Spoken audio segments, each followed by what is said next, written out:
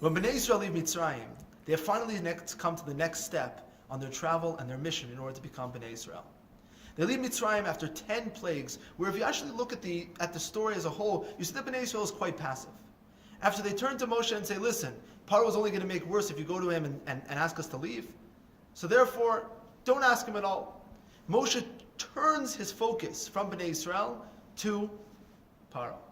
And he convinces Paro to let the Jews leave. Now the Jews themselves weren't very involved in the story at all. There was miracles that were happening all around them. They saw the wonders of God. They saw the power of God, but that was it. Finally, Paro decides to send them out of Egypt. They go out of Egypt and they go to the Yam Suf. They come to Yam Suf and all of a sudden they're stuck. They pray out to God, and for the first time they actually have to say something. They have to do something. And at that point, Hashem tells them, quiet. I'm going to split the Yam for you, and you're going to go through. According to the Midrash, they take this step to the next level, and they say, not only do they have to daven, but they actually have to do something in order to make the miracle happen. That's when Nachshon ben Aminadav actually jumped into the lake, and that's when it split. They went through and they went to the next step. They came tomorrow and they tasted and they complained to Moshe. They said they had to do something. The water didn't just turn into something that was sweet. They actually had to do something about it. They had to take a log and throw it into the water, and through that the water became sweet. And then the next step was they came to the man.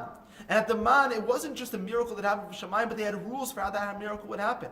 The miracle comes down, the man comes down, and they have to go out and they have to collect it. There's a certain amount they can collect. And there's a certain time and certain days they can collect as opposed to others. There were rules. All of a sudden, Bnei Yisrael has gone from a passive nature to being active in causing God to do miracles, and the next level, part of the miracle itself, then afterwards, they actually create a structure of a life of how to live through those miracles.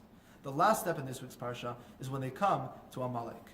And with Amalek, they didn't just have God destroy Amalek through some miraculous manner, some miraculous miracles, but rather it was Bnei Yisrael who went themselves and fought against them. And when they fought against them, it wasn't just through their own actions though. With Moshe raising his hands in the air, and every time he put them down, they would lose hope and they would lose in the war. The idea was for them to realize that their actions are directly connected to the Ratzon Hashem, directly connected to what Hashem wanted for them, directly connected to Hashem's miracles.